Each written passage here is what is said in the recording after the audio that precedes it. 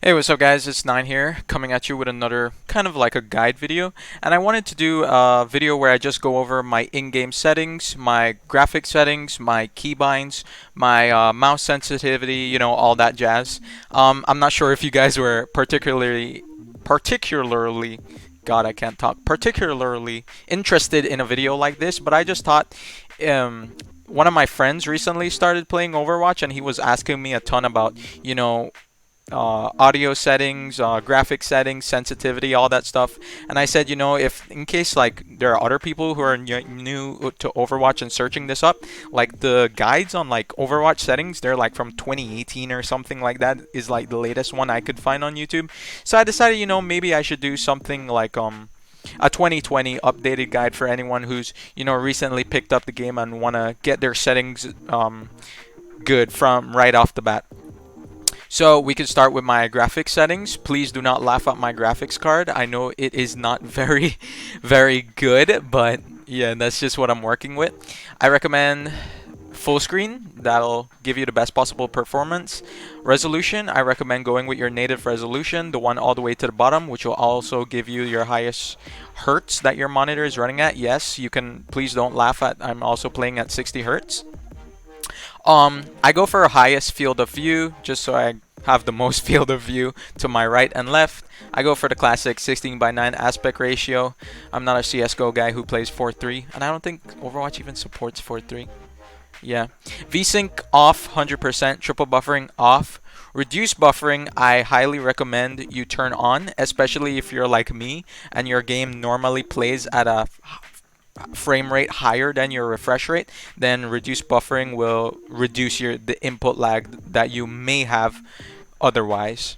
Um, Display performance stats, I have that on, so I can see my frame rate, my temperature of my GPU, and my ping in the top left corner during games.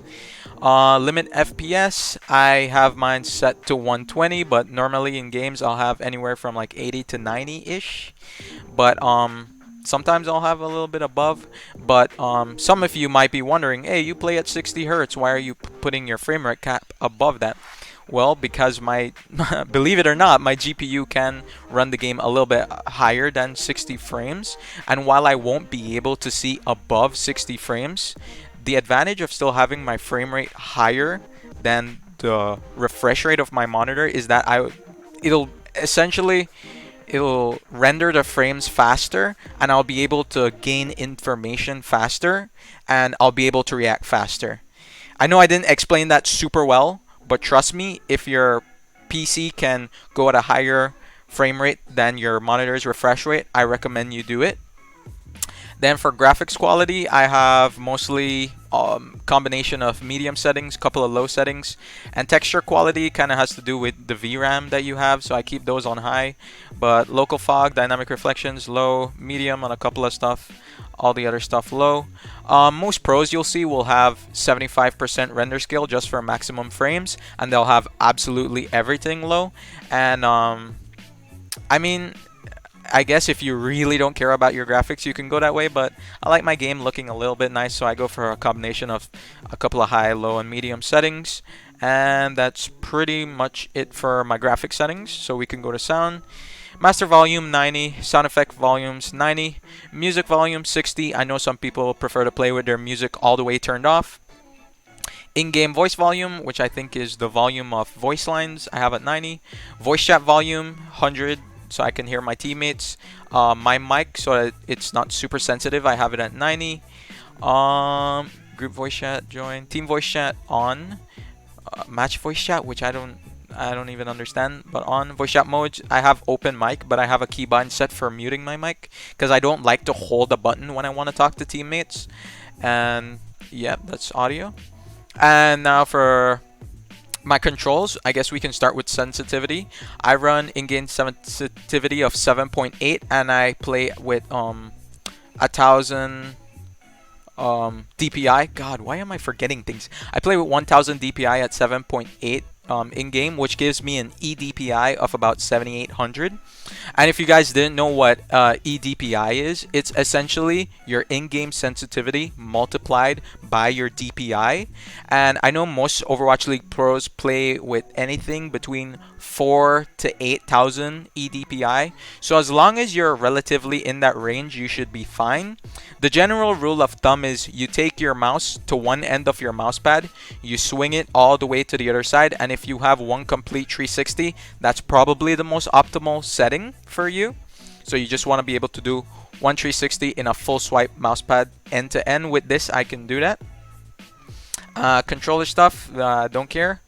My reticle, most of my reticles are actually circular. I'm not too big of a fan of the cross one, so I keep most of them at circle. I think only maybe Soldier I have the cross, but basically I have, yeah, circle for most of them. Zenyatta I have a small circle. Lucio, I think my circle is a little bit bigger, and Diva mine's is a little bit bigger. The reason I go for like a bigger crosshair on like Diva or Tracer is because they have weapon spread. So by having my reticle a little bit larger, I kind of have a more general idea of where my bullets are actually hitting on a character like Tracer, who has a lot of spread, compared to somebody like Zenyatta, who I have like a small circle because he's very accurate. Also important is to not use the default color on your reticle. I go for green. I know some pros like to go for yellow or purple. The general idea is to have a high contrast color that's very easy to see, because a lot of times, you know, a white reticle might just blend in with the background. So you want something that's more high contrast. And I would recommend you take off all bloom, like crosshair accuracy.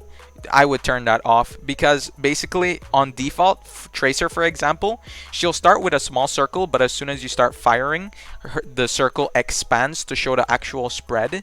I would recommend just having turned that off, because that is pretty distracting, and yeah, it's just for more consistency. And then for my keybinds, I guess we could say I got WASD, movement, all that stuff. Ability keys, my shift, E, Q. I guess where it gets different for me maybe is that I have my melee on my mouse, and I also have my reload on my mouse. One of my friends was like, why do you have your reload on your mouse? That makes no sense. Everybody uses R on their keyboard. But my general rule of thumb when making keybinds in Overwatch or Rainbow Six Siege or I don't know, League of Legends or whatever, is that you primarily use your WASD to move.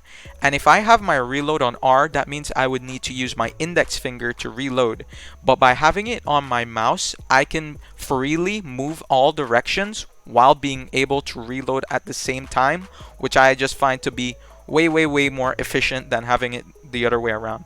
Whenever you're making keybinds, try your best to make sure you can keep your fingers on WASD at all times, if possible. Of course, you're limited to the amount of buttons you need to press, you know. So yeah, but then after that, those two, I think everything else is pretty much standard when it comes to keybinds. The general rule of thumb with keybinds is just find whatever is comfortable for you, you know. Previously, I had a G602 mouse which has 6 side buttons. So I had my E, my ultimate, my melee, my reload, and my mute mic all on my mouse. So yeah, my right thumb was doing a lot of work, like way more work than I really should have been doing. And so I recently upgraded my mouse to the G903, which is a lot lighter, because the G602 uses AA batteries, which made it like 150 grams. This thing is like 40 grams lighter, and my god, it's a lot better already. But yeah, so because of that, I had to put back my E to actually being my E, put my ultimate, my E back on my keyboard, and my mute mic back on my keyboard, but keep my melee and my reload on my mouse. Especially my melee, I still wanted to keep on my mouse, especially when I play a ton of Lucio. Melee is super important, especially on characters like Tracer and Genji as well. Melee super important to be fast and accessible.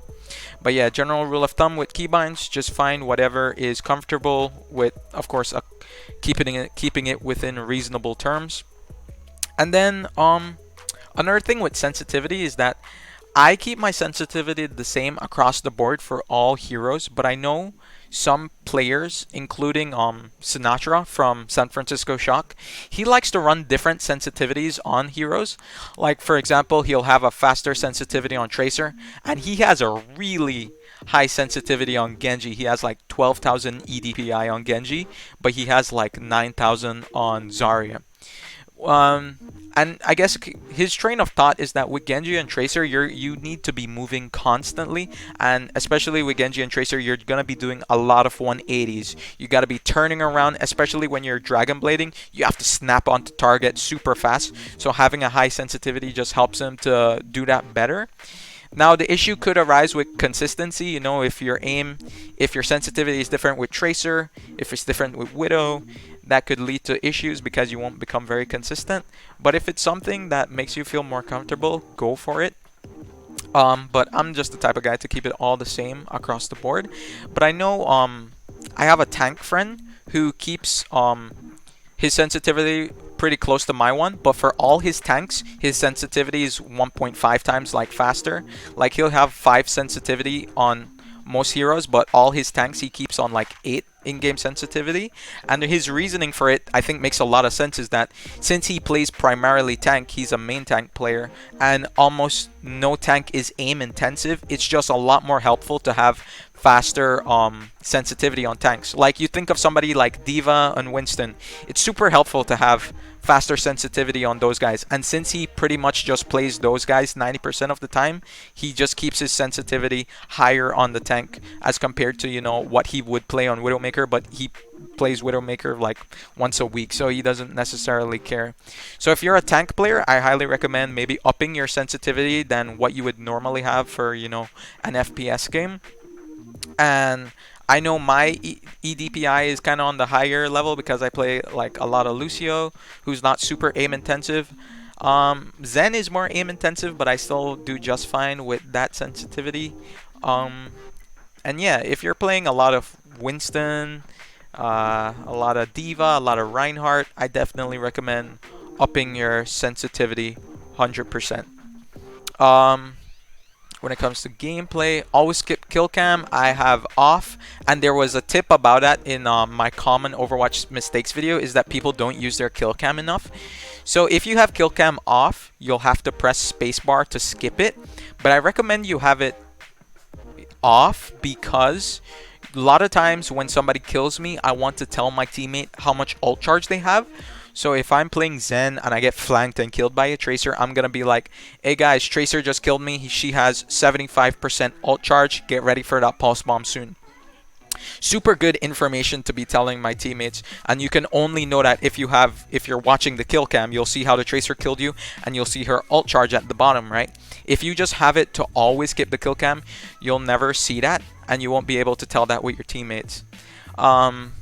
Yeah, so I recommend having that off. Kill feed always on, 100%. Icon opacities I have under 100. It's just kind of a little bit too strong when it's over that. Enable high precision mouse input. Okay, this was a setting that I think was added last year, and I do recommend you put it on. Now, I don't know the exact specifics of how this works, but I know the general consensus when it came out was that it's very helpful for hit scan heroes because it gives you a wider range of motion of where you can place your shots, essentially. So it's really good for characters like McCree that you're doing a constant flicking, because you can more fine-tune where you place that shot, because there are more options to where you could place it within your range of motion. Yeah, that sounds very complicated, but hit scan heroes benefit the most. So like think of McCree, Ashe, Widow, all that stuff. It is a little bit more taxing on your CPU, so you have to keep that in mind. I turn it on even though I don't really play hit scan. I play mostly projectile. I play a lot of Zen, Lucio, Junkrat, Pharah, Genji. Those are my types of heroes, but I still keep it on. You know, I haven't really felt performance drop or anything like that, so I highly recommend you put that on, but test it out. You might not even feel a difference. I haven't felt a difference, but then again, I haven't tested it with HitScan Heroes, so I'm not the perfect judge of that. But you guys can definitely experiment with that. Social profanity filter, keep that off because I'm not a child. Career profile visibility, keep that on friends. If you have that on public, you are just asking for people to be toxic to you. Yeah, so keep that on friends only. And I think that is everything that is relevant. Went over my synth, sound, and graphics. Remember with graphics, just do everything in your power to get the highest level refresh rate. Now, at the end of the day, guys, sensitivity, graphics, keybinds, all that stuff won't make you a better player, but it'll set you up to be a better player, you know? If you want to be very good at Widow, you have to practice a lot. But what's also important is that you're playing with the right sensitivity. You know, you don't want to put in 1,000 hours of Widow playing with 20,000 EDPI because you're just harming yourself. You just want to get everything set up and then practice, and that's how you gain the most success. So I hope this video was really helpful for you guys. There should be a Mercy guide coming out soon. Oh my god, telling people to stay tuned for a Mercy guide, but yeah, it's coming. Thanks so much for watching this video, guys. I really hope you learned something, maybe learned something new, gained some knowledge. Yeah, thanks for watching.